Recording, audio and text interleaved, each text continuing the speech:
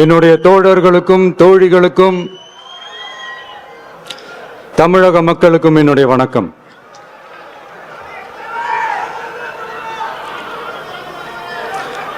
நம்ம குடும்ப உறவுகளை இழந்ததுனால சொல்ல முடியாத வேதனையிலும் வலியிலும் இவ்வளவு நாளா இருந்தோம். அப்படிப்பட்ட அந்த சூழல்ல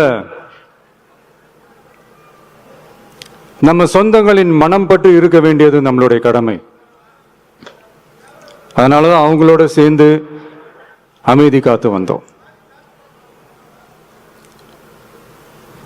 ஆனா இப்படி அமைதி காத்து வந்த நேரத்தில் நம்மளை பத்தி வன்ம அரசியல் வலைகள், அர்த்தமற்ற அவதூறுகள்னு இந்த மாதிரி நிறைய விஷயங்கள் நம்மளை பத்தி பின்னப்பட்டன, பரப்பப்பட்டன. இது எல்லாமே சட்டம் மற்றும் சத்தியத்தின் துணை கொண்டு துடைத்து எறிய தான் போறோம்.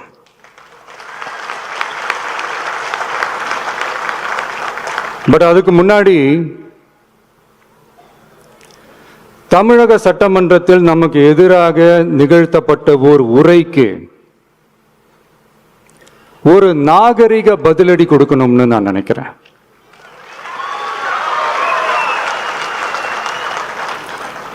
அரசியல் செய்ய விருப்பமில்லை, அரசியல் செய்ய விருப்பமில்லைன்னு அடிக்கடி சொல்ற முதல்வர் நம்மளை குறிப்பிட்டு பல்வேறு அவதூறுகளை பதிவு செய்வதன் வாயிலாக பெருந்தன்மையை பேரளவில் மட்டுமே பேசும் முதல்வர் 15/10/2025 அன்னைக்கு தமிழக சட்டமன்றத்தில் நமக்கு எதிராக பேசிய பேச்சில் எவ்வளவு வன்மத்தை கக்கியுள்ளார் என்பதையும், எப்படிப்பட்ட ஒரு அரசியல் செய்ய முயல்கிறார் என்பதையும்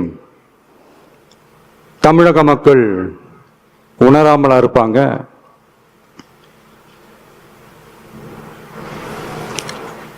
இந்த கரூரோட சேர்ந்து 5-6 மாவட்டத்துக்கு இந்த மக்கள் சந்திப்பு நிகழ்ச்சிகள்லாம் நடத்தியிருக்கிறோம், போயிருக்கிறோம். அங்கெல்லாம் இந்த லாஸ்ட் மினிட் வரைக்கும் எங்களுக்கு அந்த இடம் கொடுப்பாங்களா மாட்டாங்களா, பெர்மிஷன் தருவாங்களா மாட்டாங்களா, இப்படியே இழுத்து அடிச்சுக்கிட்டு இருப்பாங்க. நான் நாகப்பட்டினத்தில் சொன்னது மாதிரி தான். நாங்கள் ஒரு இடம் செலக்ட் பண்ணி கேட்போம், மக்கள் நல்லா ஸ்பேஷியஸாக நின்று பார்க்குற மாதிரி. பட் அவங்க அதையெல்லாம் ரிஜெக்ட் பண்ணிட்டு மக்கள் நெருக்கடியோடு நின்று பார்க்குற மாதிரி ஒரு இடத்த செலக்ட் பண்ணி எங்களுக்கு கொடுப்பாங்க. இது டிஃபால்ட்டாக எல்லா இடத்துலையும் இந்த ஒரு ஆர்கியூமெண்ட் நடந்துட்டு இருக்கோன்னு வைங்க.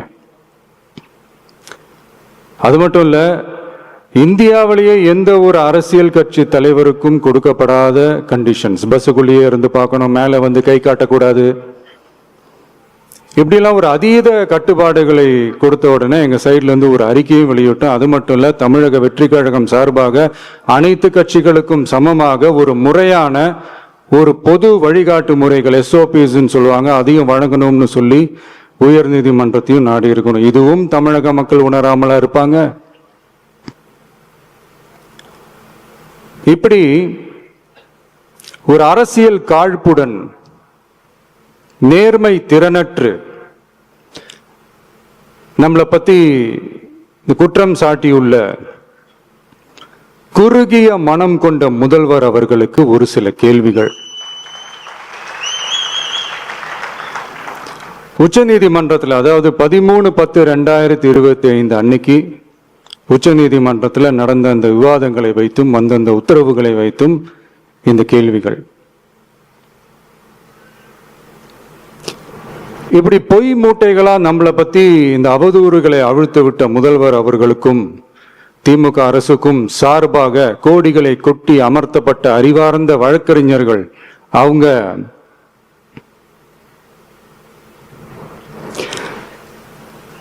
இந்த கபட நாடக திமுக அரசோட தில்லுமுள்ளுகளை தாங்கி பிடிக்க இயலாமல் உச்ச நீதிமன்றத்தில் திக்கு திணறி நின்றது முதல்வர் அவர்களுக்கு மறந்துவிட்டதா?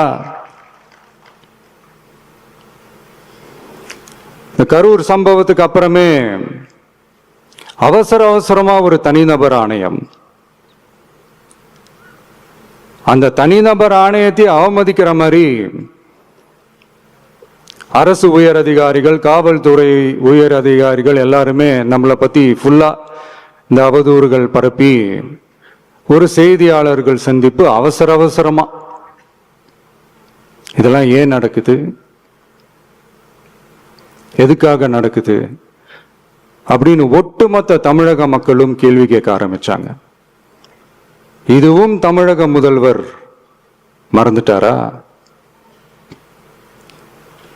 அதுக்கப்புறம் அந்த தனிநபர் ஆணையத்தை தலையிலேயே கொட்டி வீட்டுக்கு அனுப்பிச்சிட்டாங்க. அது வேற விஷயம். இப்படிலாம் கேள்வி கேட்ட உடனே ஏதாவது பதில் சொல்லி ஆகணும்ல. அதனால சட்டமன்றத்தில் பேசும்போது உண்மை நிலையை தெளிவுபடுத்தத்தான் அப்படின்னு ஏதோ இந்த சட்ட ரீதியாகவும் சத்தியத்திற்காகவும் நடந்தது போல ஏதோ சாமர்த்தியமா பேசுறதா நினைச்சு பேசியிருக்காங்க.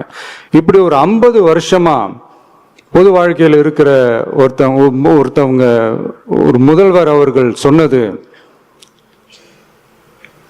எவ்வளவு பெரிய ஒரு வடிகட்டின பொய், சப்பை கட்டுன்னு நான் சொல்லல, உச்ச நீதிமன்றம் சொல்லியிருக்கிறாங்க. அவங்க சொன்னதெல்லாம் கொஞ்சம் என்னன்னு கொஞ்சம் லைட்டா பார்ப்போமா?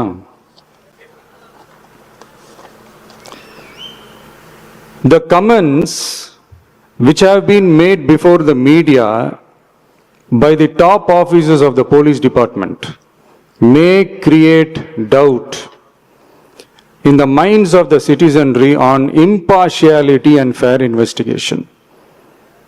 The faith and trust of the general public on the process of investigation must be restored in the criminal justice system. அதாவது அரசு காவல் உயர் அதிகாரிகள் ஊடகங்களிடம் பேசியது என்பது பொதுமக்களிடையே நியாயமான விசாரணை நடக்குமா என்ற சந்தேகத்தை ஏற்படுத்தக்கூடும் என்றும்,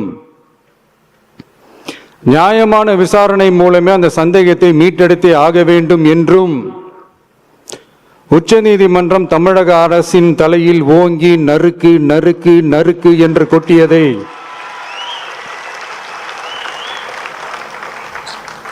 முதல்வர் அவர்கள் மறந்துட்டாரா?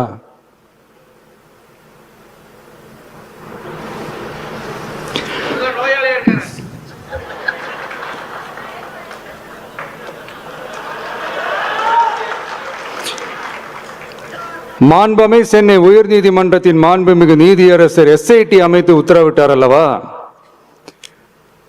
அந்த உத்தரவை ஏதோ சட்டத்தின் மீதும் நீதி பரிபாலனத்தின் மீதும் மரியாதை கொண்டவர்கள் போல ஒரு நாடகத்தனமான கொண்டாட்டத்தை திமுகவிற்கு ஒத்து ஊதுவோரும் நடத்தி கூத்தாடி குதூளித்தனர் அல்லவா?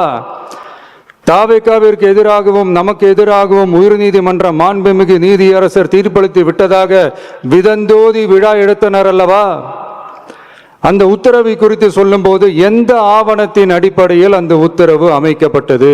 நான் கேட்கல, உச்ச நீதிமன்றம் கேட்டிருக்கிறாங்க. The judgment is completely silent about how learned single judge arrived at such a conclusion and what material was pursued by the court என்று உச்ச நீதிமன்றம் உரத்த குரலில் கேள்வி கேட்டது. அப்போதும் கூட உச்ச நீதிமன்றத்தில் திமுக அரசுக்காக வாதாடிய அறிவார்ந்த மூத்த வழக்கறிஞர்கள் பதில் சொல்ல இயலாமல் வாய் மூடி மௌனம் காத்ததை நாடே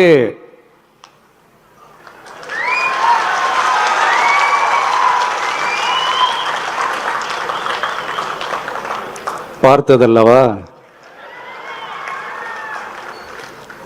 இதையும் முதல்வர் அவர்கள் மறந்துட்டாரா?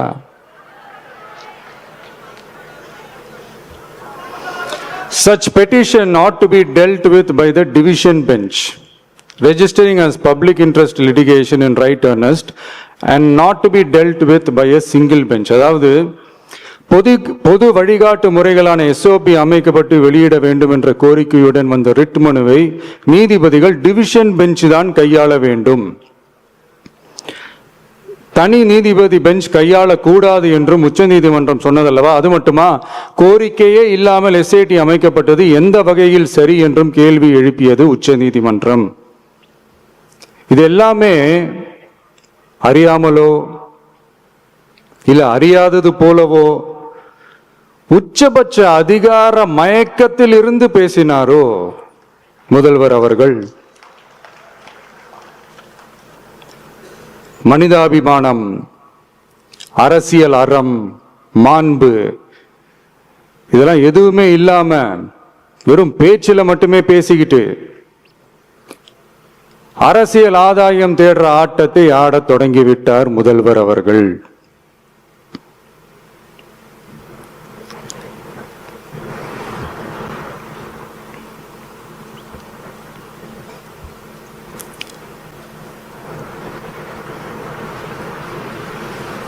இதெல்லாம் என்ன உங்களுக்கு புதுசா? என்ன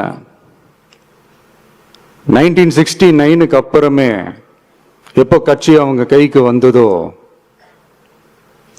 இன்னும் குறிப்பா சொல்லணும்னா 1972 அப்புறம் கேள்வி கேட்க ஆளே இல்லாம போச்சுல, அதுக்கப்புறமே இந்த திமுக தலைமை இப்படிதானே இருக்குது. இப்ப நாங்க கேட்டோமே இந்த சில கேள்விகள், இதெல்லாம் நான் கேட்கல, சுப்ரீம் கோர்ட் கேட்டிருக்கு. இதனால என்ன புரிய வருது? இந்த கவர்மெண்ட் நடத்துற அந்த விசாரணை மேல சந்தேகம் ஏற்படுதுன்னா அதுக்கு என்ன அர்த்தம்? உங்க மேல நம்பிக்கை இல்லைன்னு அர்த்தம்.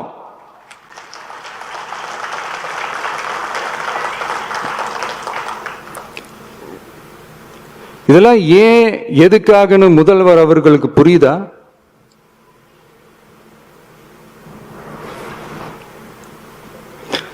சுப்ரீம் கோர்ட் சொன்னதோட மட்டும் இல்ல, நிஜத்திலும் இன்னைக்கு மக்களுக்கு இந்த கவர்மெண்ட் மேல இருக்கிற நம்பிக்கை மொத்தமாக மண்ணுக்குள் புதைந்து விட்டது. இதுவாவது முதல்வர் அவர்களுக்கு புரியுதா? புரியலனா 2026 தேர்தல்ல இந்த திமுக தலைமைக்கு மக்கள் இன்னும் ஆழமா அழுத்தமா புரிய வைப்பாங்க.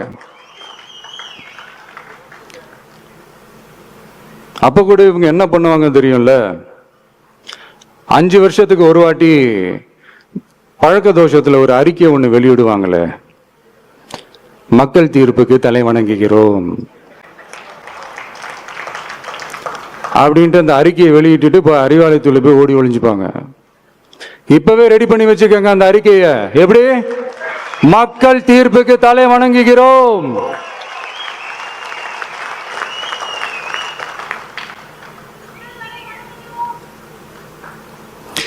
நான் போன பொதுக்குழுவில் சொன்னதை தான் இங்க நான் திரும்பவும் சொல்றேன். இயற்கையும் இறைவனும் நம் தமிழக சொந்தங்களின் வடிவில் மாபெரும் மக்கள் சக்தியை நம்ம கூடவே நிற்கும் போது எம் மக்களுக்கான அரசியலை தடுப்பவர் எவர்? அதனால தோழர்களே, நமக்கு வந்திருக்கிற இந்த இடையூறு வெறும் டெம்பரவரி மட்டும்தான். எல்லாத்தையும் தகர்த்தெறிவோம், மக்களோட கை கோர்த்து நிற்போம், மக்களோட களத்துல போய் நிற்போம். நம்ம பயணத்துல தடம் மாறவே மாட்டோம். இப்பவும் சொல்றேன், 2026ல 2 பேருக்கு நடுவுலதான் போட்டியோ.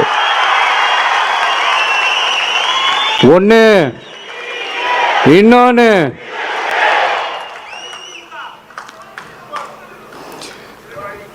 இந்த போட்டி இன்னும் ஸ்ட்ராங்கா மாறப்போகுது.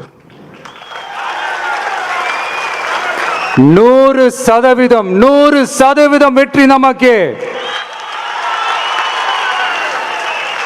வாகை சூடுவோம், வரலாறு படைப்போம், கான்பிடென்டா இருங்க, நல்லதே நடக்கும், வெற்றி நிச்சயம். மீண்டும் சந்திக்கும் வரை நன்றி, வணக்கம்.